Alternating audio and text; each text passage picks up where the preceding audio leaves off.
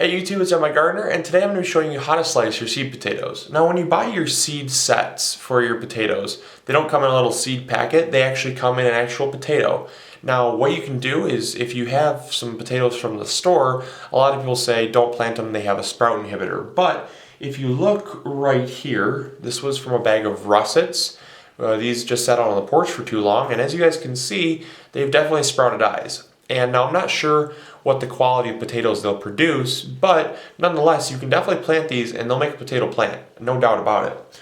Now, to what extent the potatoes will turn out is beyond me. I've always used seed sets, but I'm going to try a few russets as well. For instance, this one has obviously some more sprouts on it.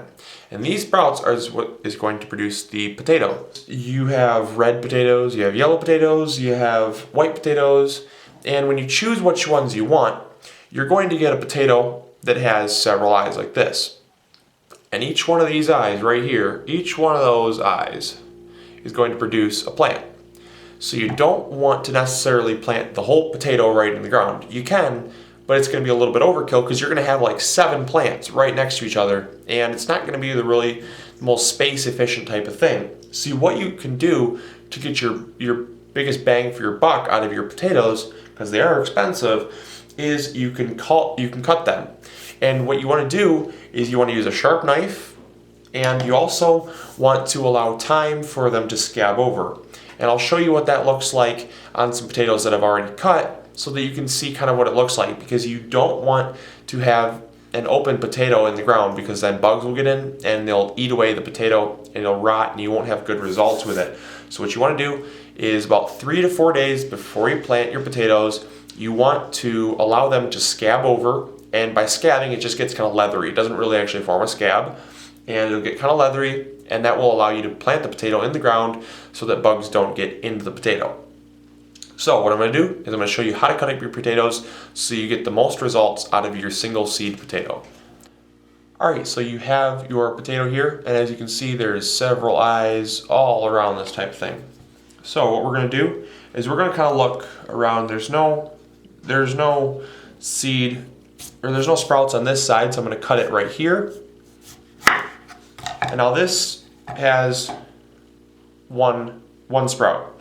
You can plant this just in the ground, you plant it like this, and the sprout will grow up like that. So there's one.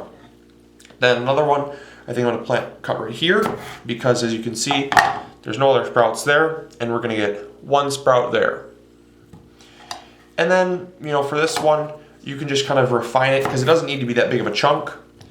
Same way with this one, you can always take this one and you can always cut it off right there, because this obviously does not have any sprouts on it, and it's just a little bit overkill because you don't need that much potato. So you're ended up with a slice like this, and a slice like this that'll have 2 sprouts. That's no big deal. You could cut it right down the center there, but I'm not going to worry about it because I do have quite a few. And then you're just going to let those sit, and even some of these that I cut will have a little bit of eyes. I'll always keep these in an extra bag. I won't necessarily plant these ones, but I'll keep them in a bag, and they may produce eyes later, which I can plant in the ground for a later harvest of potatoes, which is always good. So we're going to do another one just so you guys know what's going on here. As you guys can see, lots of eyes, lots of great eyes on this potato. And I think I'm going to cut it on an angle here. And so you have this one and this one. And so I'm just going to plant this potato just like this, because as you can see, the sprouts are already going up this way. And so as you guys can see, I don't want these sprouts to grow like this, because that's clearly not how the plant's going to grow. It's going to grow like this. So that's how we're going to plant it in the ground. So those are fine. And then this one I'm just going to cut like this. So you have a sprout there and a sprout there. Now what I'm going to do is I'm going to show you after 2 or 3 days what the potatoes look like, and those potatoes are ready to plant. Alright, and so these are actually what these scabbed over potatoes look like. And as you guys can see, they have just kind of a leathery consistency. They're definitely, they're not nearly as wet. You can see the shimmer. They're clearly dull, and they're very leathery and somewhat dry to the touch, versus these are wet and sticky. These are the ones I just cut. And then this is a red skin, And this is a Kennebec. And as you guys can see, same thing. It kind of gets a little brown. It's not moldy, it's just kind of a brown. It's definitely papery and leathery, I guess is the best way to describe it.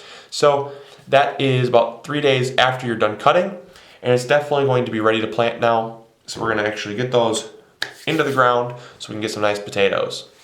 So I hope you guys enjoyed this episode. I hope you guys learned something. And hopefully you guys will definitely try this method of cutting up your potatoes, because I do think that it is easily the best way to get your money's worth out of your seed potatoes, because the amount that I got about 5 pounds for about $4, and that's buying wholesale, because I did buy about 20 pounds of potatoes, but I got them in 5-pound lots, or they sold them in 5-pound lots, so I got a better deal.